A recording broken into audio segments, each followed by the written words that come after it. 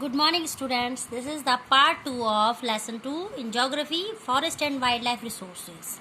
In this part 2, we are going to continue some important terms and definition and headings and for explanation that the topic which are left community and conservation. That community means the human beings, and the conservation, as you know this term earlier also, that it is all about the preservation of something or protection of something.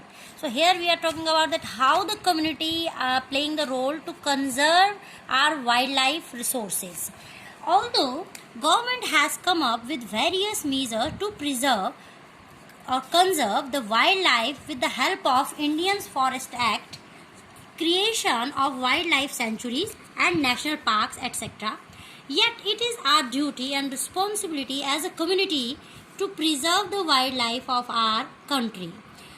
That it is very obvious that every now and then our government is making new laws, act, policy to preserve our wildlife resources, but any government you can say practice or efforts can be successful if we, the people of citizen or people of country, are taking all the laws and regulations seriously, and as a whole if we are performing the true role of a citizen. So here it is very you can say it is a very good example that how the community in the various districts or the states of India, by their self motivation, how they are protecting wildlife very wonderfully without the intervention of government. For instance, you can understand in India, forests are not only the habitat of wild birds or animals, but for some traditional communities also they are very important. That there are some traditional community like Adivasi tribal people who believe to preserve every single creation of nature, as they think that it is all about created by the supreme power, mean gods, and it is their duty to preserve them. So they use the whatever you can say wood or the fruits or plants which are required by them to survive in their day to day life, but still they are not consuming these resources up you can say beyond the limit. So it is very quite interesting that although they are not so much educated, but still they know that how much care is needed to preserve the natural resources. Now, in some areas of our nation, the local communities are struggling to conserve the wildlife with the government officials also. As you can quote the example, in Sariska Tiger Reserve, Rajasthan, villagers have fought against mining by citing the Wildlife Protection Act.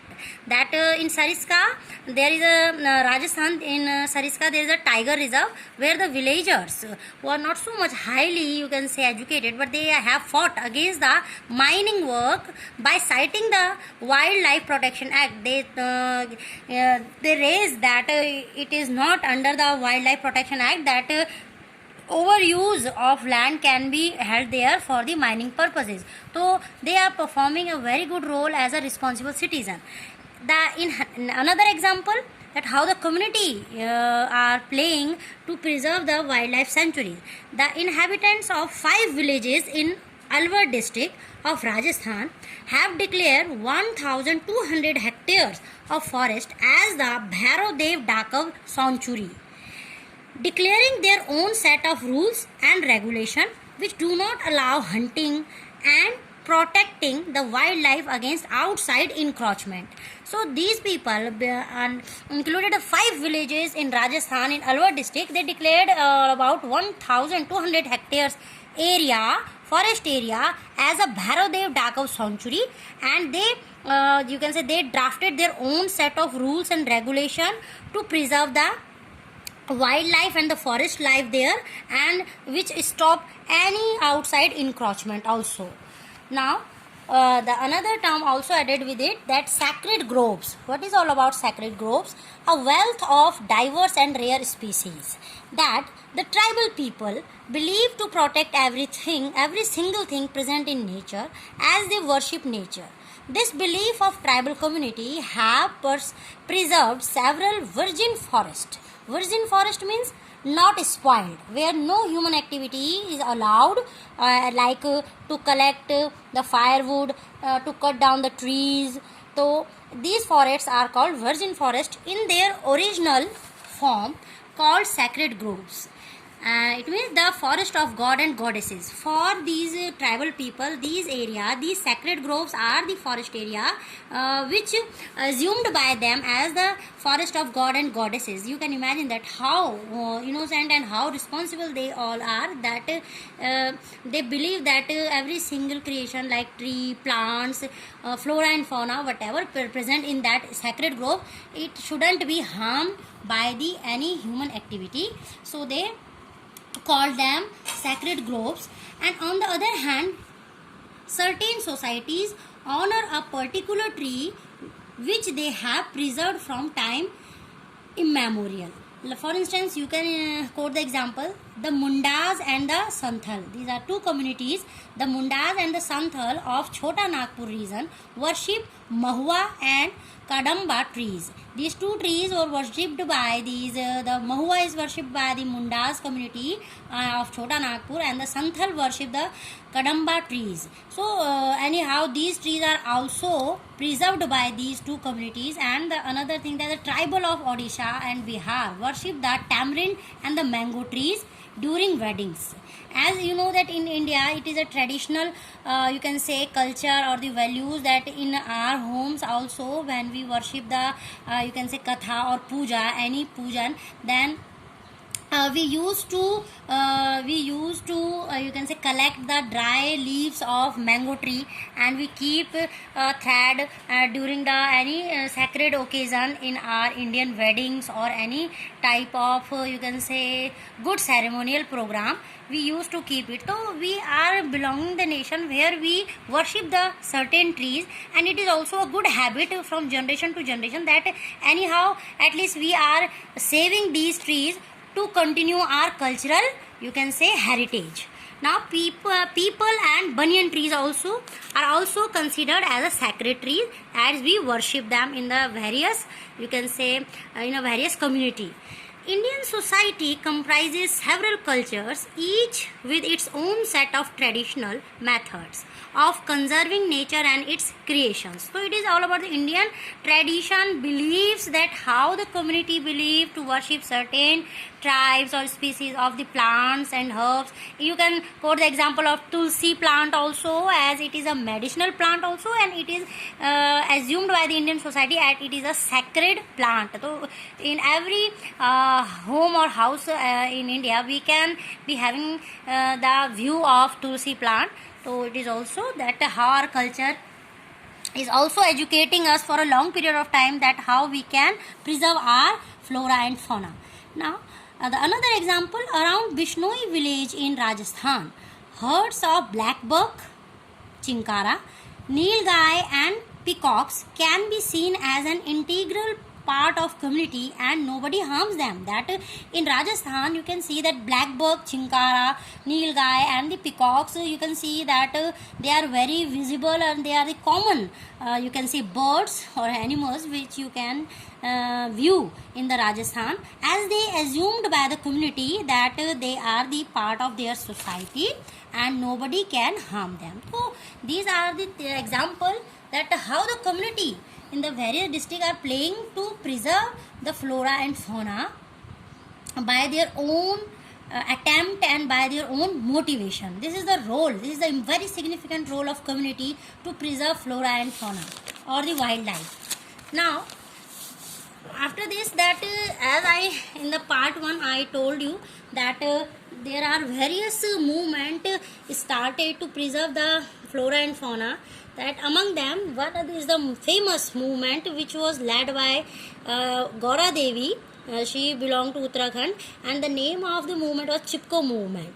And later this movement spread by the Sundarlal Bahuguna ji, who is a famous environmentalist of Uttarakhand.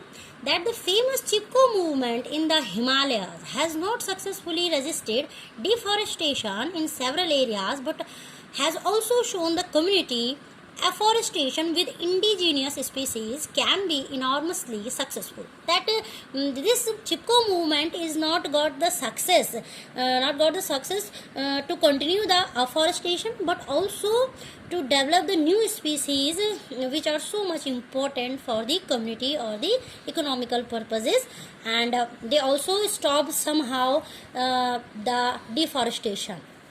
Attempts to revive the traditional conservation method or developing new methods of ecological farming are now widespread. Farmers and citizens groups like Beej Bachao Andolan in Tihri and Navdanya have shown that adequate levels of diversified crop production without the use of synthetic chemicals and possible and economically viable. Now, another example that how we can preserve the natural environment and the you can say we can preserve the wildlife on earth, that Beej Bachao Andolan, it has started in Tihri and Navdanya, that where they are developing the diversified crops without the use of synthetic chemicals or fertilizers. You know that overuse of chemical fertilizers and synthetic, there's a high yielding variety of seeds, although we are getting a number of crops or the more production, but anyhow we are compromising with the fertility of the soil. The soil fertility, if we loses, then again it will be a question against the which go against the productivity of the natural resource. Now in India, Joint Forest Management JFM program furnishes a good example for involving local community in the management and restoration of degraded forest. The program has been in formal existence since 1988, when the state of Odisha passed the first resolution for joint forest management. Joint forest management is a management where the government is involving the activity and the help of or the views of the local people, and it has started from 1988, and in the state of Orissa, when they implement it, JFM depends on the formation of local village institutions that undertake protection activity mostly on degraded forest and managed by the forest department. In the return, the members of these communities are entitled to intermediary benefits like non-timber forest produces and share in the timber harvested by successful protection. Now, the clear lesson from the dynamics of both environmental destruction and reconstruction in India is that local communities everywhere have to be involved in some kind of natural resource management. It is the gist of the topic, that it is clear. Up to now, it is clear that every effective result will be having by us if the local community is involving in any scheme or yojana of the government, and especially here we are talking about for the preservation of the or to preserve the natural resource. So that but there is still a long way to before local communities are at the center stage in decision making, except only those economic or developmental activities that are people centric, environment friendly and economically rewarding. That although we are giving, the government is giving the opportunity to the local people to participate in the JFM, but still you can say every self attempt or the activity of the local people will be appreciated by the government, which will be people centric, environment friendly and economically rewarding. So these 3 points should be kept by the citizen of various state in the favor of wildlife resources or the preservation of the wildlife resources. Now, very good quotation for this, that how the trees or the plants of flora and fauna is important for the human survival, and it has given by the Gautam Buddha that the tree is a peculiar organism of unlimited kindness and benevolence. According to Lord Buddha, that a single tree is a specific organism which is having unlimited kindness. Kindness, that you know that The plant or tree never harms anybody. You get so many things which is made up of wood. You get shade from the trees, you get fruits, wood, so many things, and oxygen also. That's why Lord Gautam Buddha has quoted that a single tree is a organism which is having unlimited kindness and well-wishingness and makes no demand for its sustenance and extends generously the products of its life activity. Yes, the single tree never want anything, you can say, for its survival from us, and beyond it, it gives us generously love, care, and the products which is used or consumed by the human for a long period of time, you can say generation to generation. It affords protection to all beings, offering shade even to the X-Men who destroy it. What a beautiful line it is, that even you can learn so many things from a single tree, and tree is a symbol of nature. That a single tree affords lots of protection to all living beings. It involves birds, animals, and human beings. For all of us, a single tree having so much of, well, you can say love, care, and offering shade. Even a single tree gives shade to its shade, even the man who cut it down, who destroyed it. X-Men means who cut it down. So you can imagine that what a wonderful, you can say, character which is quoted by Gautam Buddha. You can quote this quotation with the Lord Buddha name to make your answer more effective and relevant. Now, NCERT question. Although in the second part I have given you the remaining NCERT question, and after it this chapter will be completed. It is having only 2 parts, but these 2 short question, objective question, I am discussing with you, and you have to do these 2 question also, although it is not given in your homework, part 2 homework. The remaining I have given, and these are very short, so I think that I will discuss with you and you can do it after watching the video. After that this chapter is completed. The multiple choice question, these 2 are that which of these statements is not a valid reason for depletion of flora and fauna? First, agriculture expansion. Second, large-scale development projects. Third, grazing and fuel wood collection, or rapid industrialization and urbanization. So, among them, according to you, which is not a valid reason for the depletion of flora and fauna? So, third, grazing and fuel wood collection. As grazing by the animals, domestic animals, and the fuel wood collection is not we are doing at a up to we are doing the grazing and the fuel wood collection within a limit, but it is not a major cause which is result in the depletion of flora and fauna. That's why option C is the correct answer. Second, which of the following conservation strategy do not directly involve community participation? That there are 4 activities, community activities, and you have to mark among them particular you can say activity which is not involved directly community participation. First, joint forest management, so it involves directly participation. Second, Chipko movement, it is also led by the common people. Beach Bachao Andolan, no.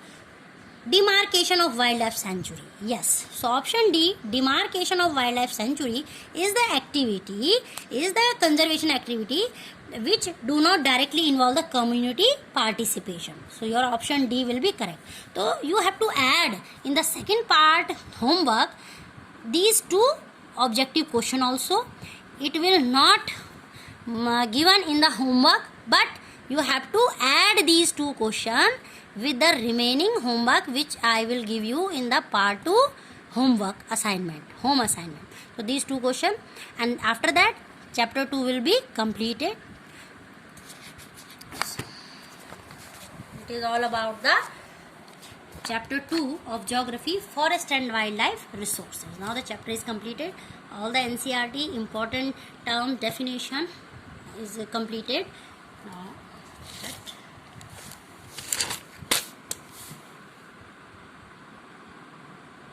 thank you and God bless.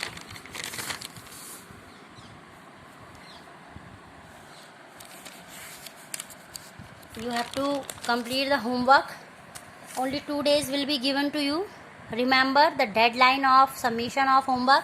After that only 2 days will be given to you, and the day when you are watching the video, that day will also count as one day, and the next day will be given to you, and on the passing of 2 days you have to submit your homework. You have to be very careful regarding the deadline to submit your homework. Thank you and God bless you.